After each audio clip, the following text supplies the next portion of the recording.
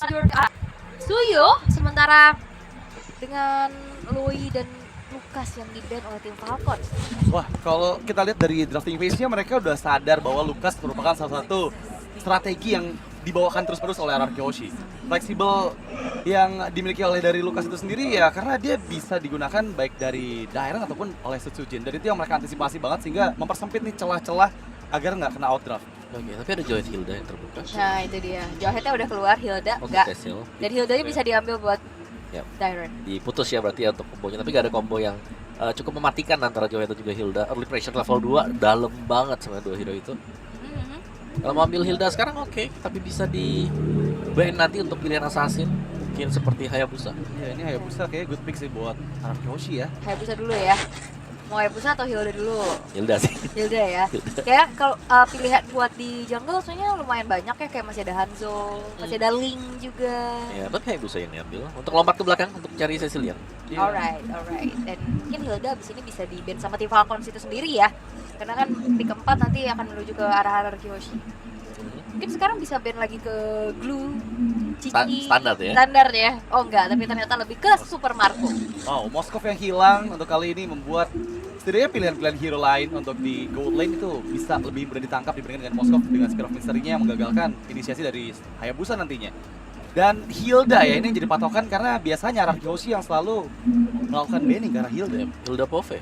Dan kali ini masih terbuka sejauh ini. Ah iya, Fovius masih buka ya. Iya. Tapi ada kan. Salah satu hero kemenangan juga buat RRQ Hoshi.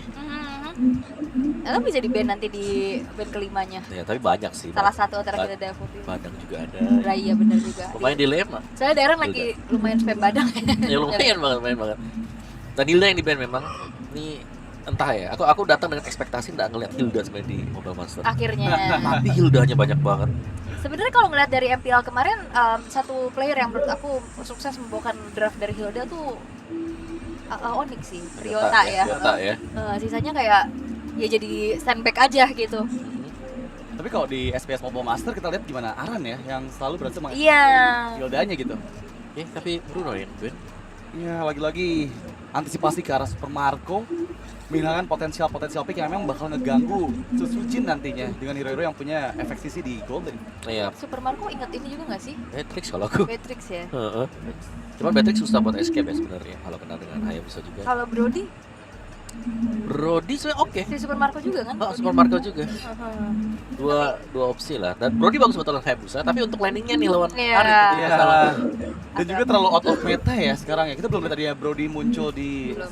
ES Mobile Master. Di MPL Philippines ya yang muncul ya. Iya, tapi lumayan loh buat Brody sebenarnya ya. Sebenarnya. Oke banget Brody. Dan yang menarik di sini ada kunci yang sempat dimention juga sama Om Wawa, Tigreal dari Idok. Mereka ismas. Jangan sampai kejadian yang kemarin ya. Iya. Tigrealnya cuma pencet implosion selesai. Flicker Implosion. Flicker implosion. Jangan lupakan itu ya. Tapi banyak sih untuk full hero dari Idok juga ya. Kayak yang sebenarnya udah lumayan hilang nih Ruby. Badang. Oke. Ya kan Ruby Idok. Franco juga masih Franco. buka, ya. Tapi Badang dulu yang diamankan. Ya menurutku gak ban Franco juga masalah loh tim Falcons. Karena kemarin Iya. mereka ketemu dengan Johan, dihadapin langsung dengan Franco di last pick. Iya, itu juga jadi momen penting untuk RRQ Hoshi nanti untuk last pick mereka ya. Karena Badang ini masih cukup fleksibel. Kalau mereka butuh badan lain mungkin badannya bisa digunakan oleh Idok dan butuh badan-badan yang tebalnya ada high loss yang masih terbuka, Galactic juga masih available. Tapi tim Falcon sih menjawabnya dengan apa? Karena beberapa hero dari Super Marco udah nggak ada. Dulu Yang aman untuk gold laner Dulu sejauh ini Iritel. Iritel kan? Ya, Iritel pilihan yang tersisa ya. Yep. Kayak atau kalau misalkan emang mau main lebih luas lagi, Cloud ya Cloud ya. Wow. masih cukup potensial juga buat split push, buat tabrak belakang. Walaupun Cloud secara laning cukup lemah. Wow, Cloud Heroes. oke. Terima kasih. Diwujudkan. Diwujudkan. Oh, Cici, Badang Rom ternyata. Oke, ini dia yang tadi sempat kita bahas di mana Badang cukup fleksibel untuk RRQ Hoshi dan kali ini Cici yang untuk di match pertama tadi mereka selalu antisipasi ke arah Cici dan sekarang mereka gunakan di tangan dari Dairon. Wow. Yap. Tapi berarti ini untuk menangkap sih. Aku lebih penasaran buat RRQ Hoshi. Mereka tidak punya single target lock yang benar-benar pasti juga. Dan ya ini bisa jadi permasalahan nanti seandai kata gamenya benar-benar sampai ke late game. Karena ada power dari sisi Leon dan juga Cloud. Yep. Jadi lumayan greedy sebenarnya buat tim Falcons juga memainkan draft seperti ini. Iya ya, tapi RRQ mereka akan harusnya kita tahu ya bagaimana agresivitas dari mereka, terutama Dairen yang aktif banget juga untuk ngacak-ngacak nyari-nyari informasi. Dan apalagi sekarang tipikal roamer dari Idok juga yang harus memaksa dia bermain agresif juga kan dengan badang yang digunakan. Namun, mampukah tim Falcons memanfaatkan draft untuk asuransi late game mereka, split push power mereka juga, ataukah RRQ masih akan memegang game rate mereka di game yang pertama? So, Omawa, Red Overkill, let's rock the line of down. Let's go to the line of down. Thank you so much all untuk introductions-nya, dan sekarang kita lihat match penutupan dari kedua tim yang masih memperebutkan posisi peringkat pertama dari grup B.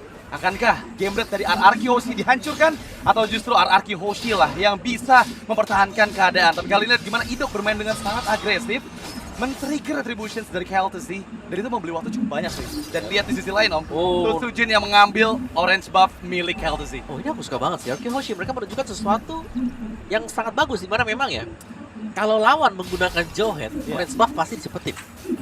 Dan Sujin tinggal masuk tadi, karena sudah low HP, dia masuk retribution, dia bisa langsung keluar juga. Dan ini membuat tim Falcons, mereka cukup pincang sebenarnya di early game, karena KLTC tanpa orange buff. Dan itu skenario yang sangat-sangat baik untuk menjawab Jawhead dan juga Suyo yang sekarang membuat RRQ Hoshi bermain lebih agresif. Flicker dikeluarkan tapi tertangkap, efek stun. Rinse dikejar, KLTC yang berhasil mendapatkan first blood-nya. Dilempar ejector Flicker oleh Ogwen dan Sujin pun down. Kali ini Idok belum berhasil memang menyelamatkan nyawa dari dua member RRQ lainnya. Meskipun RRQ kehilangan lava golem, tapi ini kerugian yang cukup fatal untuk RRQ dari keuntungan mereka. Ya, yang ternyata dari tim Falcons juga mereka bermain lebih agresif ya. Kehilangan orange buff, mereka bermain agresif, mereka memaksimalkan power dari Suyo itu sendiri di level 3 tadi. Langsung nabrak, dan kita bisa melihat berapa besarnya damage yang sudah terakumulasi dari Suyo. Dan jujur itu pergerakan yang sangat cepat juga dari Falcons untuk menjawab ya. RRQ mereka dibuat sedikit ada kesalahan karena terlalu maju dari Sujin yang tadi berhasil dipanis balik oleh member-member Falcons, terutama Ogwen dan juga KLTC yang bersiap. Tapi kali ini kondisinya Turtle sudah mulai dikuasai oleh tim Falcons. Retribution yang dikeluarkan tapi gagal, dan Dairen menjadi penyelamat di lasit Garret Turtle yang membuat keuntungan beriman untuk RRQ Hoshi. Bahkan Flaptesi tereksekusi, View tertinggal, gak ada flicker dari View. Shadow Kill dikeluarkan, berhasil dieksekusi oleh Rinse, menjadi keuntungan yang lagi-lagi dipegang oleh RRQ Hoshi. Yep, mistakes dari tim Falcons.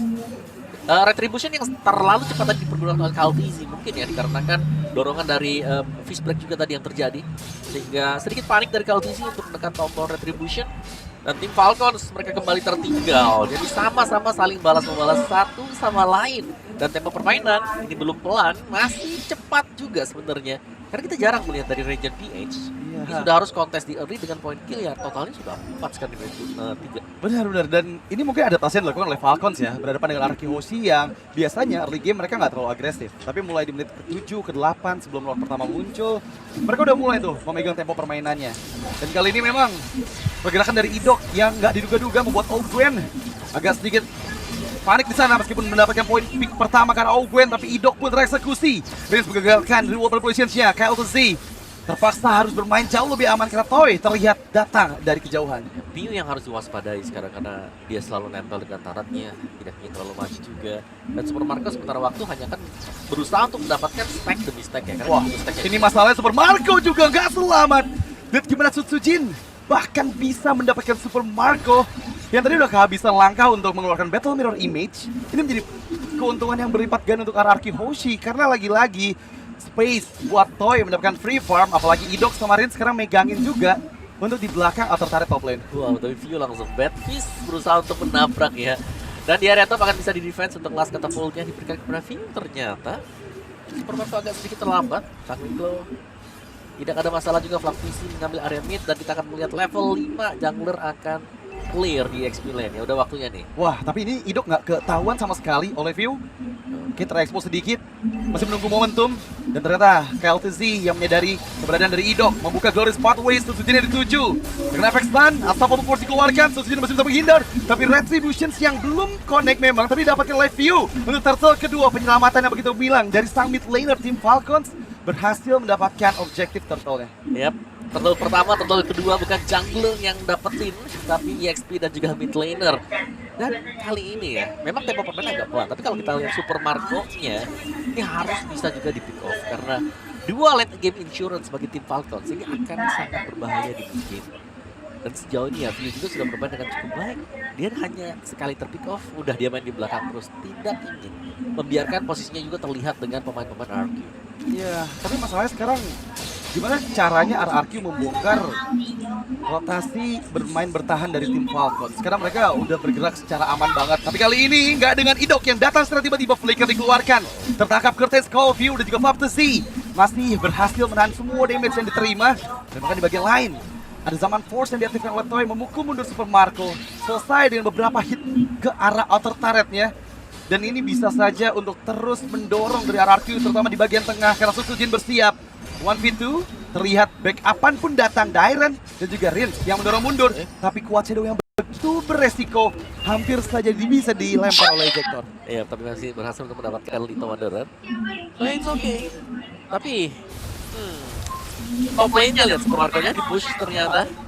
Itu pressure yang tiada henti dari Toy dan lihat gimana Toy bermain dengan sangat nyaman di depan Super Marco. Ya, Sang juara dunia. Betul, the bulletproof Super Marco.